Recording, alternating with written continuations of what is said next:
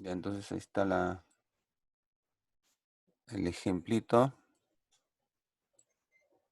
Y vamos a poner a los... eh,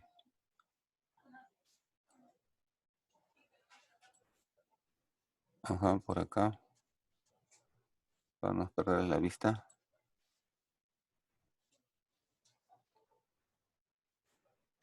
Acá están.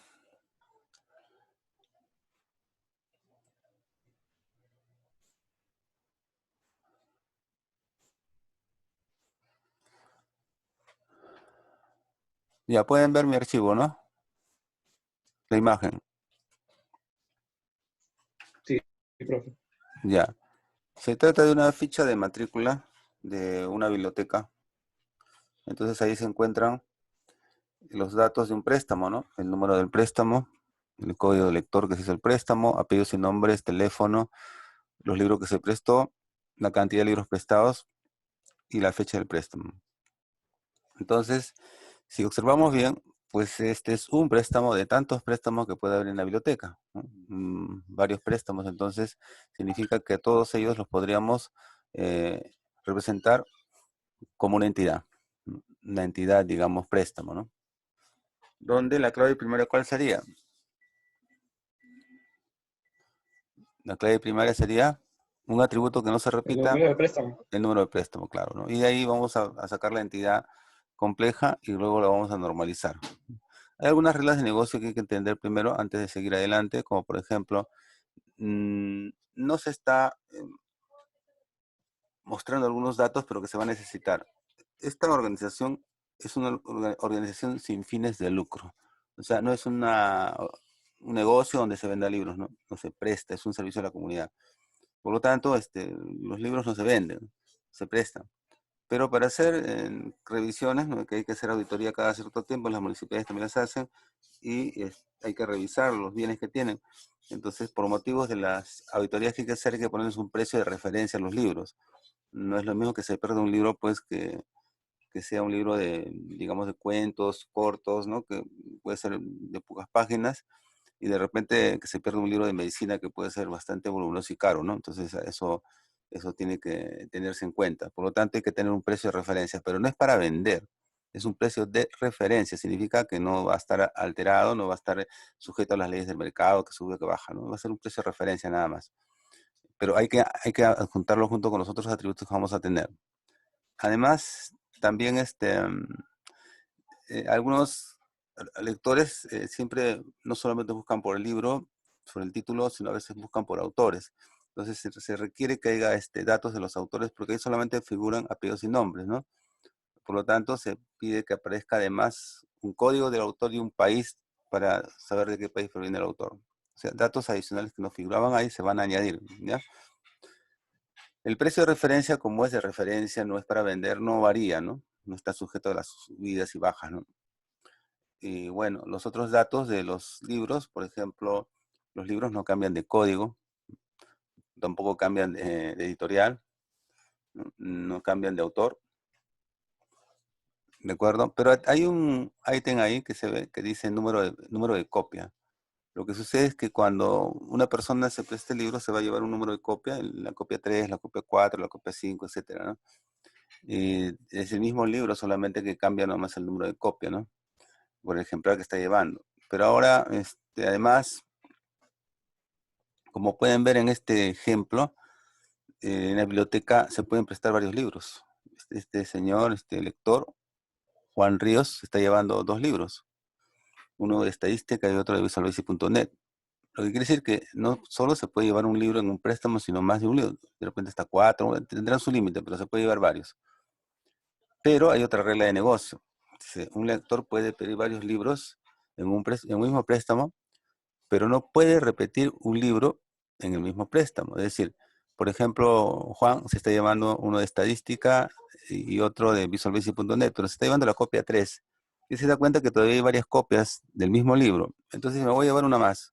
Quiere llevar otra vez el código del libro 1005 de estadística, pero la copia 4, porque sabe que está en existencia. Aparece ahí.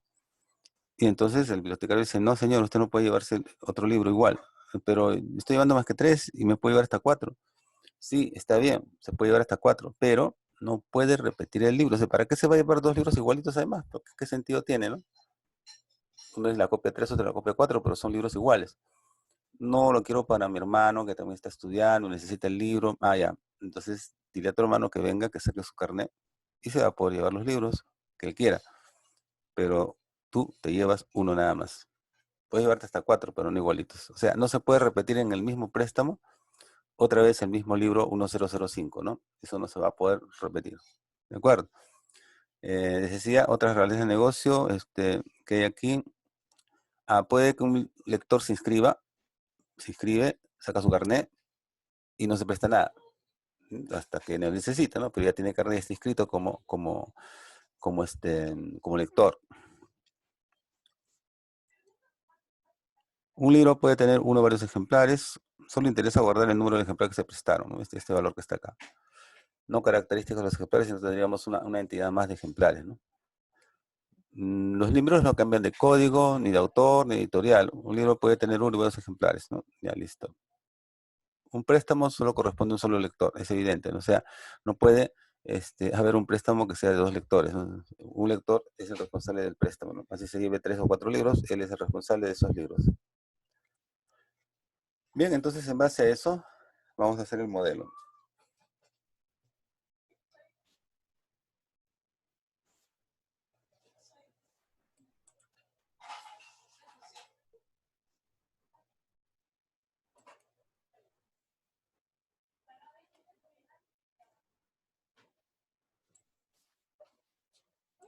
A partir de este documento que pertenece a una biblioteca donde se registran los préstamos que realizan los lectores, vamos a... Ya eso lo habíamos discutido, así que vamos a ir de frente a, como se dice, al grano, ¿no? Ya, eso es lo que se ha hecho inicialmente. Oh, me olvidé de algo, disculpen. Un momentito. Me olvidé de hacer algo que debería hecho al principio.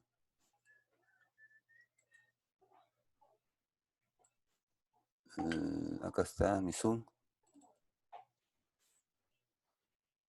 Ya, ahora sí. Ya. Estaba acá en el video. No se cerró el video, pues, ¿no? Este es el video.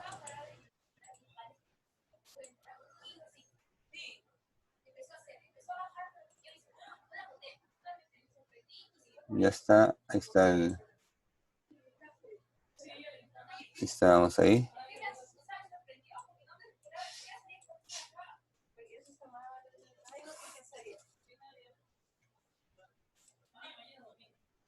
Estamos acá en esto. Ya. Acá. Entonces, rescatando los atributos que nos han pedido que tomemos en cuenta, aparte de los que se ven, tenemos el número de préstamo, el ID del lector, el apellido del lector, que le puso esos nombres, ¿no? Recortados. Non-lec, el teléfono del lector, el ID del libro, el número de copia, el título del libro, el precio de referencia, que ya saben es un dato que no estaba, pero se ha considerado porque se requiere, ¿no? También del autor solamente había apellidos y nombres, y le hemos agregado además ID de autor, y le hemos agregado también país autor, ¿no? Después tenemos también los datos de la editorial, el día editorial, el nombre de editorial, la cantidad de libros prestados y la fecha, ¿no? Bien, entonces ahí está la entidad compleja. Ahora, el hecho es empezar para normalizar. La primera anomalía que tenemos que encontrar, ¿cuál es? ¿Se acuerdan? A ver, hay dos personas que están por ingresar, Lisbeth, Isabel Palomino y Luis Muñoz, son 3. A ver, que ingresen. Siempre avíseme si es que hay alguien en la puerta, ¿ya?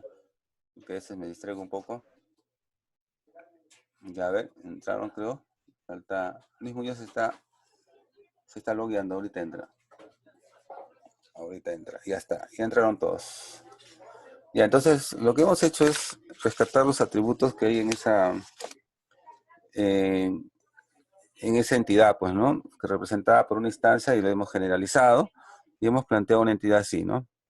La entidad normalmente se presenta así, en forma vertical, ¿no? Pero ya saben que para normalizar hay que inclinarla 90 grados, ¿no? Para tener mejor visión al momento de normalizar, ¿no? Y eso es a donde hemos llegado. Ya, entonces, el siguiente paso, ¿cuál es? Una vez que uno descubrió la entidad y tiene los atributos, para normalizar, ¿cuál es la primera anomalía que se busca? ¿Alguien se acuerda? Encontrar los grupos repetitivos. Claro, ¿no? O sea, atributos que tengan más de un valor por instancia, ¿no? Entonces, se trata de ver qué pasa si tomo un préstamo en una fila, ¿no? Del documento mismo me puedo dar cuenta, ¿no? Mirando el documento, digo, pues, a ver, con respecto ya hablamos que la clave primaria va a ser el número de préstamo, ¿no? Pero, por ejemplo, el código de lector es único nomás por registro, o hay varios códigos de lector en un solo registro. En esta instancia hay un valor nomás, ¿no? No hay problema. Nombre, lector, apellidos y nombres también un solo dato. Teléfono también un solo dato, ¿no? Lo que es el mismo préstamo.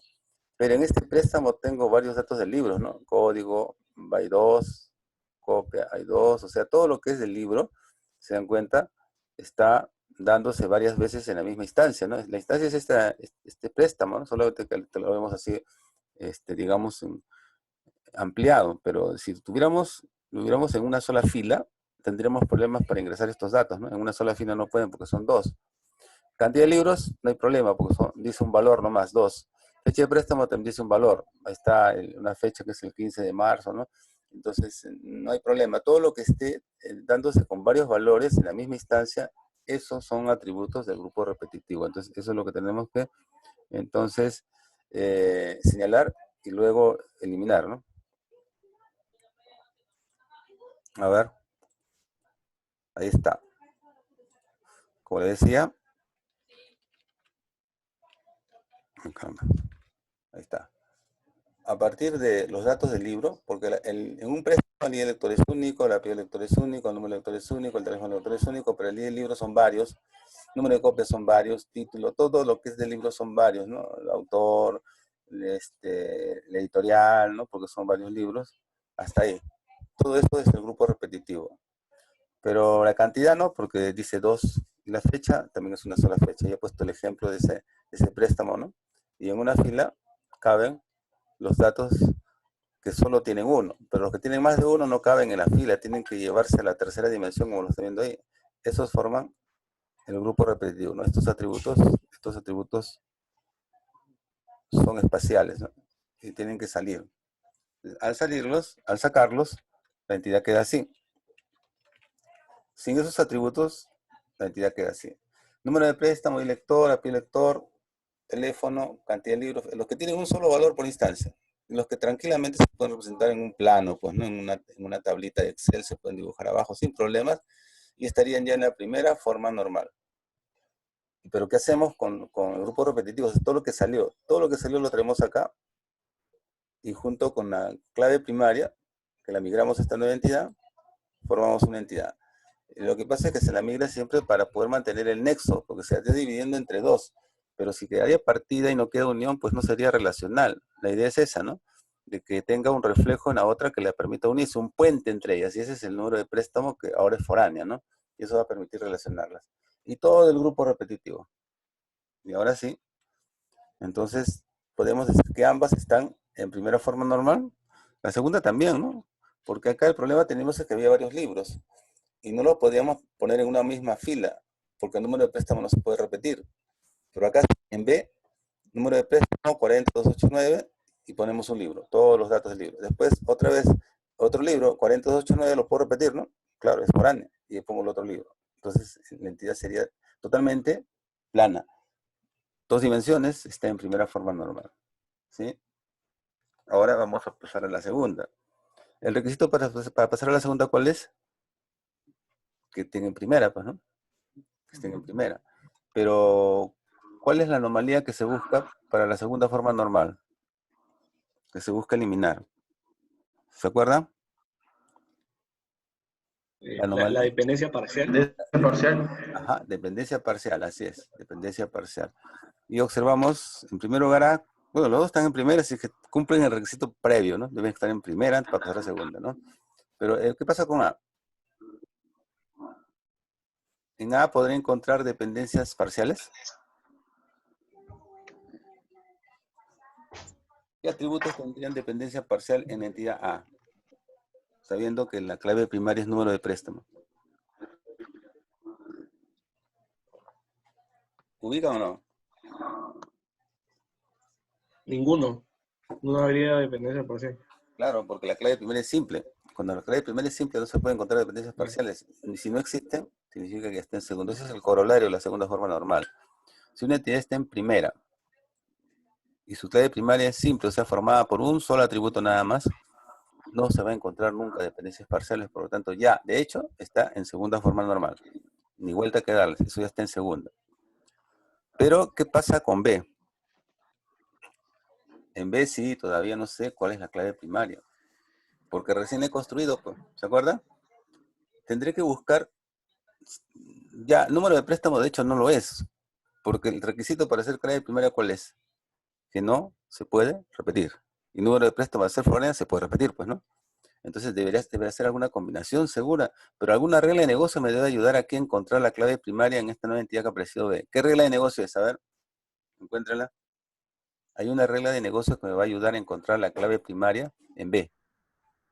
Que no se puede repetir el código del libro, solamente se puede sacar una vez. Claro, entonces esa combinación del número de préstamo con el código del libro es imposible que se repita, ¿no? Por lo tanto, esa es la clave primaria. Es una clave primaria compuesta.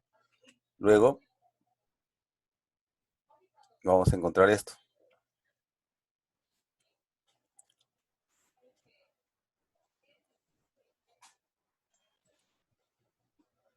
Estaba encontrando el por qué. El por qué encontré la clave primaria compuesta. Ahí está, ese es. Ese es. La clave primaria compuesta está formada por número de préstamo y el código del libro. Ahora, el número de copia que se lleva un lector no solo depende del libro, sino del préstamo en que se hizo el préstamo, ¿no? Porque un libro se puede estar llevando, por ejemplo, en este caso la copia 3 del libro de estadística, pero en otro préstamo de repente se lleva la copia 5, la copia 1, o sea, el número de copias que se lleven de un libro depende en qué préstamo se hizo, pues, ¿no? O sea, depende de las dos cosas. ¿Quieres saber qué copias se llevaron de quién? Del libro de estadística, el código tal. Y ya, pero ¿en qué préstamo? Porque este libro lo pueden haber prestado muchas veces. Ya, hay que decirle el préstamo y con el libro saben la copia que se llevaron. Y luego, una regla de negocio decía que el libro no cambia de título. O sea, no importa en qué préstamo esté, el título se identifica plenamente con el código del libro y aquí tengo una dependencia parcial ya, ¿no? Luego, se dice que también el libro no cambia de autor, de un día para otro no está cambiando de autor. Entonces los datos del autor tampoco cambian. País, nombre, apellido, todo lo que es del autor es solo del libro, no depende del préstamo. Y el precio solo depende del libro. Claro, si fuera una librería, ahí sí ya no. El libro depende de qué factura, en qué factura se vendió, porque puede variar el precio, pues una librería está de oferta, ¿no? A veces suben, a veces bajan, se va a depender mucho de eso. Pero acá no, pues acá no se vende, hay un precio estático, precio de referencia nada más, y depende del libro, no depende del préstamo. Directa también, dependencia parcial, solo del libro. Autor no cambia, también parcial, a todo lo que es el autor. Y de editorial, tampoco cambia de editorial, tampoco importa el préstamo, basta con el ID del libro y ya sé qué editorial es. Todos, prácticamente todos eran dependencia parcial. La única dependencia completa es el número de copia, que para saber qué copia se llevaron hay que saber las dos cosas, ¿no? Qué préstamo y qué libro fue. Y ahí sí podemos partir, ¿no? Hay que sacar todo esto, toda la anomalía, y formar otra entidad aparte, ¿no? Dejando lo que queda como una entidad que ya estaría en segunda, porque al sacarle la anomalía ya está en segunda, pues, ¿no? Y la siguiente, la que se va a formar con lo que sale, hay que formarla con lo que sale y con lo que identifica. ¿Qué identifica todas estas anomalías? El ID del libro. Entonces, el ID del libro que identifica estas anomalías va a formar una entidad aparte con las anomalías mismas. Primero, extraemos, ¿no? Al extraer, ¿cómo queda?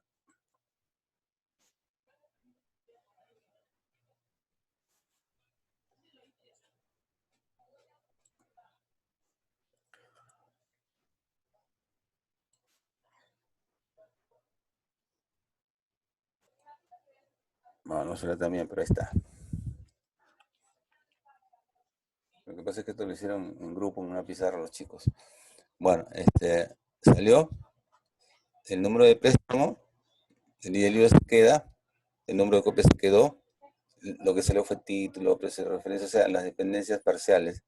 Pero junto con una copia del número de préstamo, aquí falló algo, aquí falta el número de préstamo. ¿Sí? El número de préstamo tiene que venir acá, porque este es el grupo repetitivo, que empieza con título, aquí se equivocaron, no es ID libro, es el número de préstamo. ¿Ya? Sí, así es, hay un error ahí, pero después se corrige seguro, porque no creo que esté ahí. Sí, sí, sí. A ver, a ver, a ver. Esta es para la transitiva, ¿no?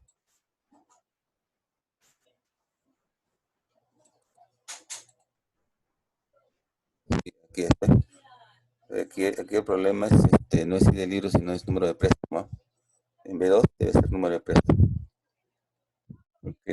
No, está bien, es el ID libro. Claro, el ID libro es el que tiene la, el problema de la... salió por otra cosa, ya. El ID libro es el que identificó todas las anomalías, ¿no? Está bien, sí, el ID libro. Entonces, las anomalías, voy a repasar acá. Sí, las anomalías son las dependencias parciales. ¿Quién las identificó? El ID libro. Entonces, el ID libro con las anomalías forma una entidad. Ahí está bien, ¿correcto? Y ya estaría en segunda forma normal también, pues, ¿no? Tendríamos ahora B1 y B2 en segunda forma normal y también A1 en segunda forma normal. Hasta ese momento tendríamos tres entidades en segunda forma normal. A1, B1 y B2. Ahora para pasar a la tercera, ¿qué hay que buscar?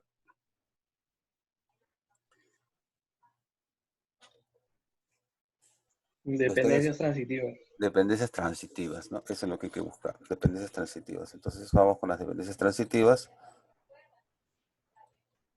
y empezamos con A, donde se puede notar claramente transitividades, ¿no?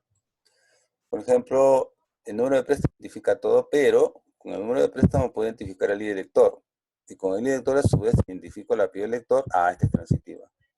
Con el ID lector, identifico el nombre del lector. También es transitiva. A través del ID lector se comunica con la clave primaria, ¿no? Una dentro de la entidad identifica otras.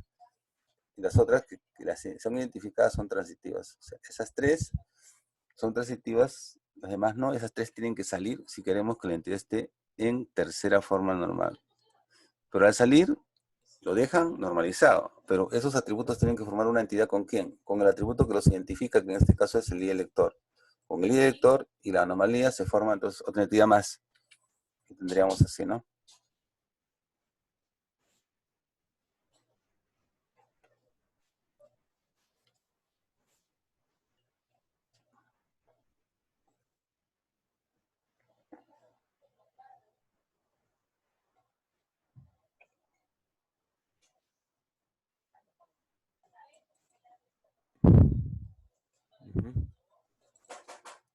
Luego se buscan las transitivas. En ID libro, identifica el ID autor. El ID autor identifica en B2 al apellido del autor, el nombre del autor, el país del autor. Ahí tenemos estas tres que son transitivas. Y aquí también a su vez descubrimos que el ID libro identifica al ID editorial. El ID editorial identifica el nombre editorial. Entonces aquí tenemos una anomalía, pero con respecto al ID editorial. Aquí tenemos otras anomalías, pero que se identifican con respecto al ID autor, salen por separado, ¿no? Quedaría pues entonces así, ¿no?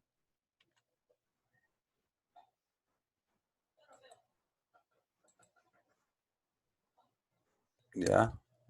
Eh, el ID autor se identificó a lo que salió, pero como queda ID autor en la entidad B21, sería foránea al ser aquí el autor, el ID autor que identifica todos los atributos, con un atributo identifica a todos los demás, es clave primaria. Pero si ese atributo aparece en otra entidad, es clave foránea. Igual acá, ID editorial identifica nombre de la editorial. ID editorial acá es clave primaria, ¿no? Pero al ser clave primaria acá, si aparece en otros lugares es clave foránea. Y esto va a permitir después unirlas, ¿no? O sea, esto va a ser la relación que permita unir a estas entidades que se van partiendo, ¿no? Y de autor, o sea, clave primaria con clave foránea, ¿no? Eso es lo que permite luego juntarlas. Siempre que normalizamos pasa eso, ¿no?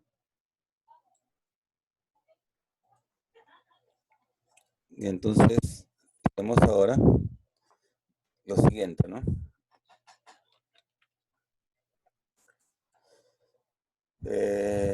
Y de autor y de editorial que identificó, estos están en tercera. Y acá abajito tengo lo que quedó de la que tenía la compuesta, ¿se acuerdan? ¿No? Solamente quedó el número de copia y nos queda el número de préstamo, que señala lo básico, el ID del lector, la cantidad de libros y la fecha. Y esto le llamamos préstamo, este sería detalle de préstamo, ¿no? Y los datos del lector solamente serían el lector nada más. Ya. Y luego estas serían las entidades resultantes. Libro, autor y editorial, nombre editorial, perdón, detalle de préstamos, ¿por qué? Porque aquí se detalla qué copias se llevó de cada libro en cada préstamo. Luego el préstamo en sí y el lector. Y esas entidades hay que luego dibujarlas acá, ¿no? Para comenzar a hacer el modelo lógico relacional. Y el secreto va a ser la clave primera y la clave foránea que se van a unir, ¿no? Y eso va a quedar así, finalmente. Pero primero se traduce así, ¿no? O sea, se las pone en vertical todas para luego empezar a unirlas mediante ¿qué? Clave primaria y clave foránea, ¿no? Aquí está clave primaria con clave foránea, clave primaria con clave foránea, clave primaria y lector con clave foránea, y este va a ser el nexo que las va a unir. Pero ahora tenemos de qué manera lo vamos a hacer, ¿no? Y por acá está todavía el autor, aquí está el autor, aquí está el autor, aquí está el editorial. Entonces unimos así, de acuerdo a las claves primeras y las claves foráneas, pues, ¿no? Y dónde están ubicadas, pues. Pero después tenemos que analizar esto con quién, con una persona que conozca bien las reglas de negocio de la biblioteca para ver si este modelo está andando bien todavía. Siempre es bueno consultar porque no sabemos todavía si hay algo que de repente, por eso las cardinalidades no estamos seguros. Tenemos que analizar con alguien que conozca, ¿no? Entonces por un momento lo vamos a detener para continuar luego con el proceso de analizar las cardinalidades.